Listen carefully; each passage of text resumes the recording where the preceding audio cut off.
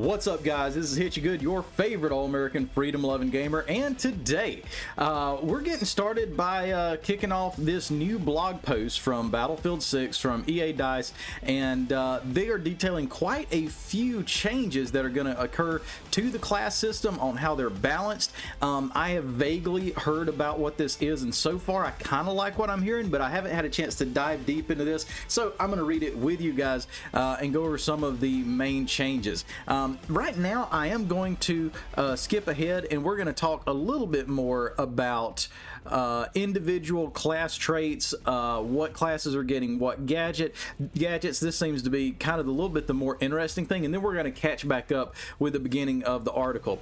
But they're starting off with some quick changes in Battlefield 6 to the Assault class. Now, while Assault has been recognized as a class for frontline medics and a favorite among lone wolf players, and let's be honest, it is, we're now placing greater emphasis on team play. With reworked traits and gadgets, Assault offers passive squad benefits that encourage teamwork and provide a stronger support for the squad.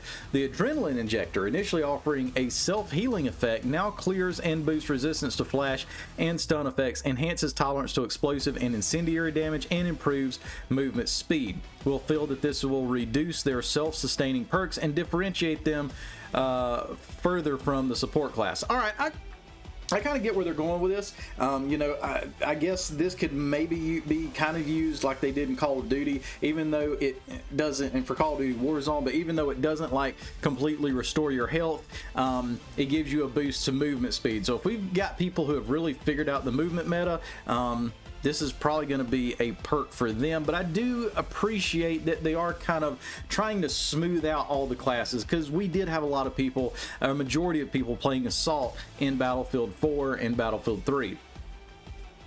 Moving on, Commanding Presence has replaced Enhanced Mobility as the new signature trait. Now, for those of you who don't know, they're trying to get you to play the specific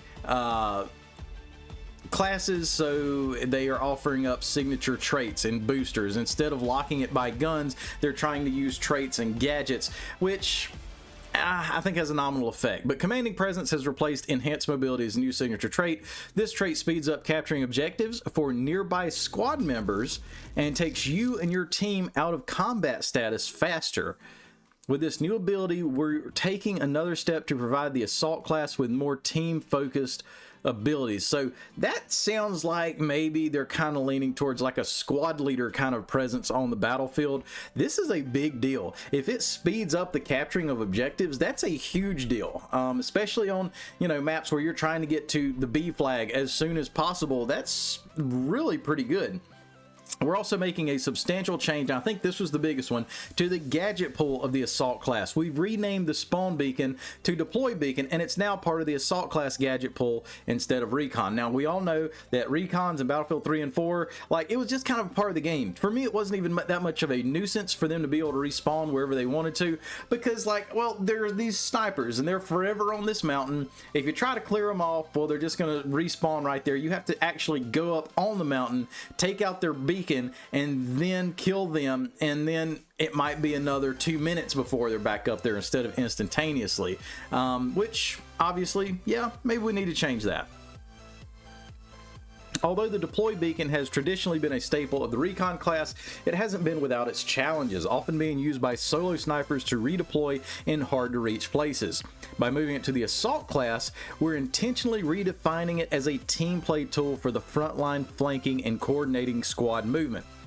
The Deploy Beacon has a finite number of uses per squad and will self-destruct if the Assault player spawns back on it, making it a tactical and limited resource rather than a persistent advantage. So I guess that kind of reminds me of the beacon, the respawn beacon, or whatever you call it, I forget right off the tip of my tongue, but like we had in Modern Warfare 2, Modern Warfare 3, and Black Ops and Call of Duty, where you spawn on it once and it's gone.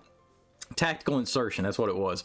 So this is acting a little bit more like a tactical insertion, except your teammate gets to spawn on it. You only get to do it once.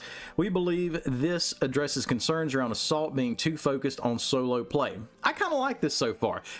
I like that they're getting the deploy beacon, and that's kind of a squad, a team play vibe to it. I like that we can speed up how fast we take capture points. I think that's freaking awesome. Yeah, I generally like these. A completely new gadget is being introduced, the Assault Ladder. This versatile tool provides squads with access to previously unreachable areas, functioning as either a ladder or ramp depending on deployment angle. That's really pretty cool, and I could imagine just how, I wonder how many places that people are going to get into that they weren't designed to be able to be there. I mean, we've already had that happen in even old games that were pretty limited, but now, shoot, this opens up a whole can of worms. So I wonder just how foolproof these maps are at keeping us from being able to go outside the bounds or glitching into places we're not supposed to, now that we have the ladder as a tool.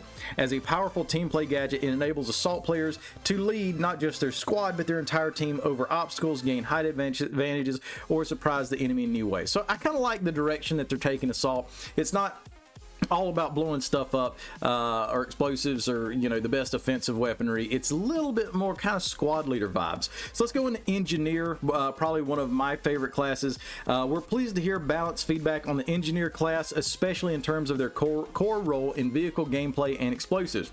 We're eager to learn more about how well the engineering gadget pool supports and destroys vehicles, and how effective engineers feel in direct combat. We'll be closely monitoring their toolkit's performance in large-scale battles, and are keen to hear your thoughts on whether playing as an engineer feels impactful or rewarding. So basically, we didn't even have to read that.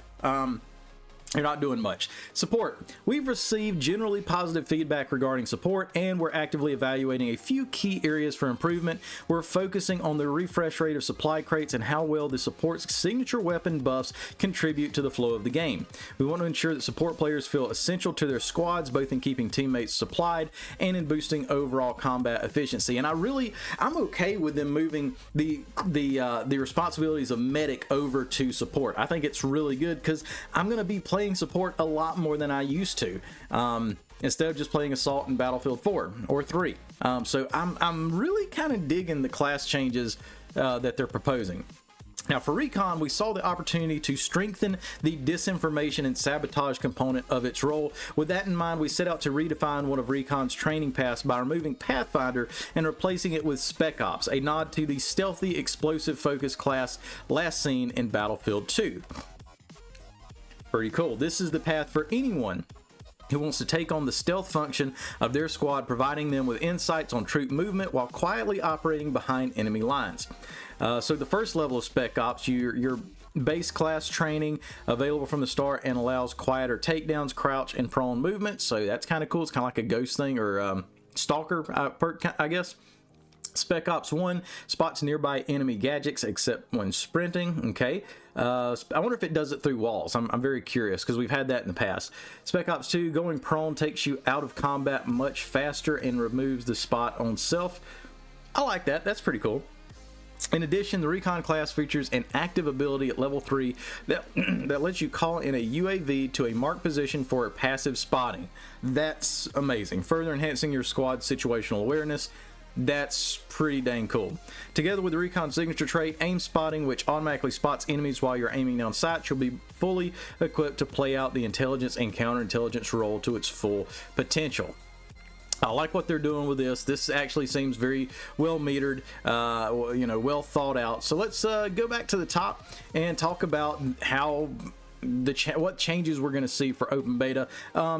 Generally speaking, I've been very involved in the closed versus open weapons controversy, mostly because it's a signal that 80 to 90% of the population of the community of the game want a closed weapon system, and so therefore if DICE isn't going to listen to that, they're not going to listen to anything. I think it's like a watershed moment to show us just how DICE is going to respond to pressure, and they're responding to pressure not exactly in the way I'd like to, but let's read ahead.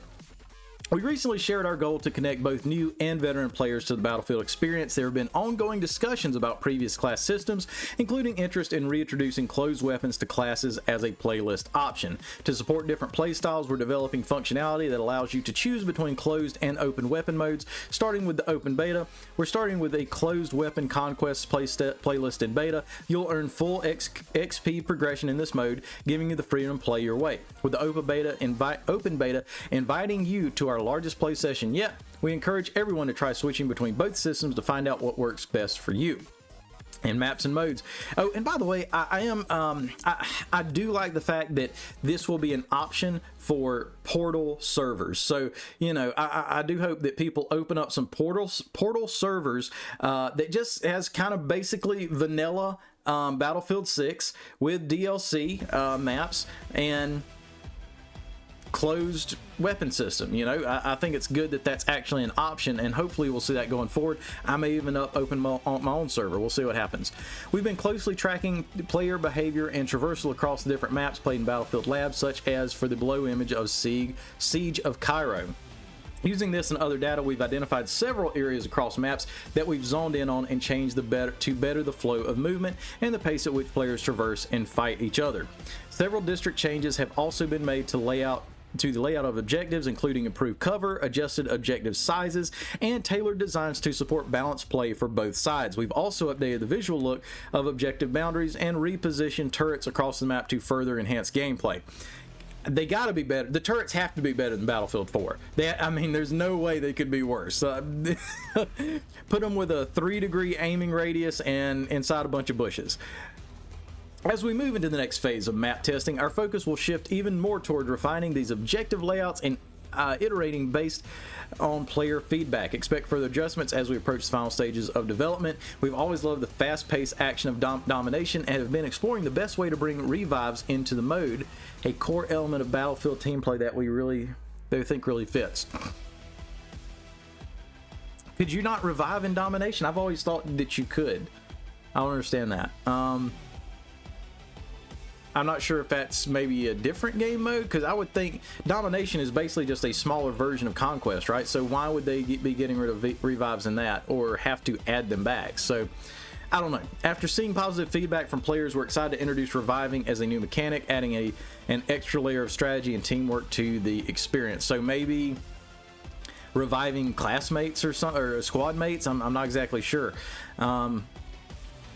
Weapons, time to kill and time to death have been frequent topics of community feedback. With your input, we've balanced damage across the weapon pool, and we're eager to hear your thoughts on how these changes feel during the beta. We've also leveled up our weapon customization options.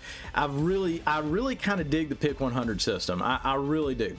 We've worked to enhance overall clarity and make the UI more user-friendly so it's easier to see which weapons synergize best with each class. These improvements are designed to help you make more informed choices when building your loadout, ensuring that you can quickly understand the strengths and intended roles of different weapons. And I will say, it's really cool that when you go in and you are customizing your weapon, it's giving you actual ADS times. It's giving you TTK, and that's usually something that we had to wait for people or data mine within the game files to find that information out, but now they're putting it out there publicly, which is a huge help. To further differentiate the classes and provide unique weapon advantages, we've introduced signature weapons. Selecting a weapon that aligns with your class now grants exclusive advantages for that weapon with no other class to benefit from. For example, no other class will be able to utilize a sniper rifle as effectively as a Recon. So let's move on down and see what else, because this is the very first time I've read this, and not too much more, but open beta is your chance to jump in, share your feedback, and help shape the future of Battlefield 6. Check out our open beta readiness article for everything you know to get started. Definitely check that out. Invite you to join us on the official Battlefield Discord, yada yada yada. Looking forward to it, all that good stuff. But ultimately, you know guys, I'm trying not to get hyped over Battlefield, but it looks pretty good. I mean, I'm not gonna lie, so far it does look pretty good. Now, before in 2042, they had everything wrapped up in a bow right until after the trailer. The trailer was awesome, and then when they brought the beta out, everything crumbled apart. We're already seeing alpha footage that looks better than the 2042 beta footage. But the fact still remains, do not pre-order. Don't pre-order this game. They're not going to run out of copies, and all you're doing by pre-ordering is just telling EA that, hey, you know, we know you've been screwing over the customer base last 6 or 7 years. We know you haven't listened to us, but we're going to go ahead and give you money anyways, right? But the fact that they are not forcing people to pre-order the game in order to play the open beta, I think is a good sign. I think it's something in the right direction. I think that it shows that they have confidence in their product, and that's not a tactic that they have to use. And hopefully they understand and they're in tune with the community enough to know that, hey, we're really not going to respond well to that. And if you want the most amount of response, of engagement, of customer player feedback, you're just going to go ahead and let it be an open beta, which I'm really stoked to try.